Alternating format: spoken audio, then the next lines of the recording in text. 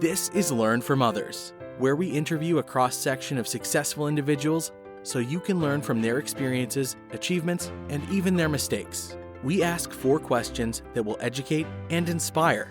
Greg Stanley will be your guide as we join our guest on a journey from adolescent daydreaming to success in today's world.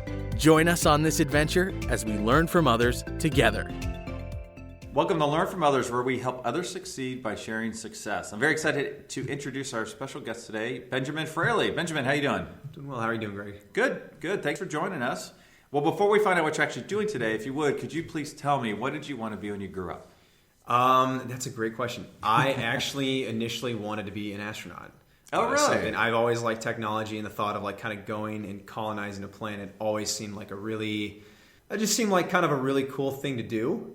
Probably not very practical, but Right. It was certainly kind of like the dream job that I wanted to be. That's funny because after 90-something interviews, you're like my 4th astronaut. Really? Yeah. That frequent? I'm kind of shocked. And the other 3 were women, which is Really? That's shocking. even wild. Yeah, that's really kind of crazy. That's cool. That's cool. That's yeah. cool. So if you would, tell me, what do you do today? Yeah, so I am a security analyst for a company called the Health Collaborative, and we're a health information exchange and like a data analytics company, if you will. And a lot of my job kind of revolves around the day-to-day security compliance work for the Health Collaborative. Obviously handling a lot of healthcare data. There's a lot of HIPAA compliance and a lot of other federal compliances that we need to meet. And a lot of my day just kind of revolves around making sure that our controls are in place and are functioning the way that they are meant to be functioning. And I get to do a few fun things on the side too sometimes. So, Like what? Oh, like a little bit of kind of red team, like hacking and stuff. Oh, and to cool. See, yeah. Okay. So part of the job is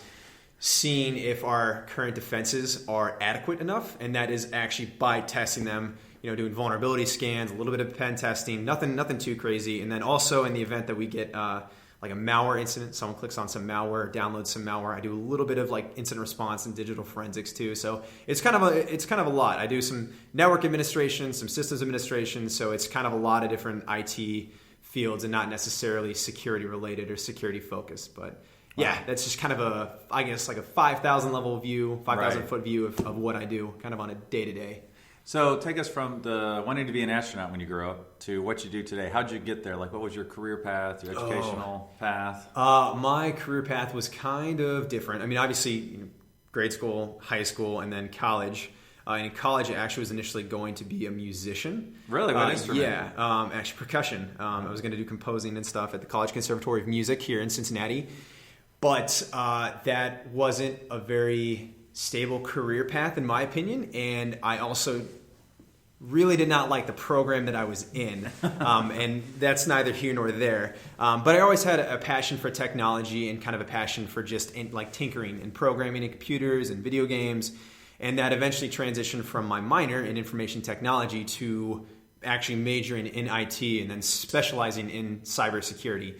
And then from there, I started doing some co-ops at UC, or internships as a lot of people call them, kind of getting some real-world experiences, and then going and getting a few certifications under my belt, and then eventually just kind of working in the real world now. Okay. Yeah. Right. Yeah. So what was the Health Collaborative one of your first jobs? Or The Health Collaborative was my first, I guess, real full-time job. But when I was at UC, I worked at the university's information security office for about 2.5 years, on and off, full-time and part-time, and got a lot of real-world kind of security-related experience there. Okay. Yeah. Well, I like the red hat. So is the red hat phrase, because then you have white hat and black hats, right? Yeah. So there's a few. So red hats are or black hats, I guess. Red hat is kind of a little more proprietary thing, but black hats are the bad guys, the people who hack for money or for a political cause, or even for sometimes just for kind of lulz. Right. And then there are white hats, which is kind of like what I do, which is the people who defend against the black hats. We have the same sort of skill set, but our job is to make sure that the black hats are stalled or stopped for as long as possible. And then there are gray hats too, which are kind of the people who operate on the border. Sometimes they might defend systems, sometimes they might attack systems. And they kind of work in a weird little gray area of like, okay, well, you hacked me, I might hack back. And it's obviously some people are going to disagree. I'm sure there might be a few security professionals out there who are like, that guy's dead wrong. And that's totally fine. I don't know everything. I'll say that now. I've got no issues with that. But at least as far as I think, in my opinion, that's kind of where the black hat and the gray hat and the white hat kind of falls. What's kind of cool about that as a white hat, you get to act like a black hat, right? Yeah, a little bit. Yeah, I mean, but for systems that to like make sure I own, yeah. I mean, it's should clarify for systems that you own. Yeah. So and that's another. If anyone's listening, you want to try this, make sure you have permission and only do it on stuff you own, because doing it on stuff you don't own is bad. That's bad. You should definitely not do that. Right. Well, now looking back at your career, is there anything that you would do differently? Oh yeah. First, I would, if anyone is listening that's not 100% sure what they want to do, that's totally fine. I knew I wanted to be an astronaut. I actually applied to be an astronaut, got denied. Too tall, apparently. Really? Yeah, too tall. Apparently the height requirement is like 6 foot, and I'm 6'5", so it's like not going to fit in a space shuttle, so that was kind of crappy. That's depressing. Yeah, that was very depressing. So I was like, okay, so now I got to figure out what I want to do. But I will say this as just kind of my little piece of advice to the few people who are interested in just kind of figuring out what they want to do. People always say like kind of follow your passion, and I disagree with that. I would say follow something that you like enough to where it is not exhausting or you find it interesting enough. Not something that you're like crazy in love with, but just something that you can tolerate. And that way something that you can tolerate and something that'll pay the bills, and that way you can have time for your hobbies and stuff that really makes you happy. At least that's my perspective. Although it turns out I ended up really liking security and I ended up really liking IT. So that's kind of I guess I'm kind of a unicorn in that sense. But in terms of like actual what I would do differently, I probably would have started off going into the right program in the first place. I knew I wanted to go to UC, but I wasn't really sure like what program I wanted to go into. And had I really known about the program that I graduated from, I would have probably done that from the get-go. So just doing your due diligence, I would have with university stuff. I mean, that's like a big thing. And also learning this when I was younger. Like I didn't really know how to program until I went to college. I went to like a tech-oriented high school, but they didn't really have any programming classes, and I didn't really have the capacity or the knowledge to learn that on my own. And my parents are both blue-collar people, so they don't really have the resources to help me program either. So learning programming, just learning technology-related stuff at an earlier age, I would have done that differently. And also just knowing more about the technology going into like higher education is something that I definitely would have done differently.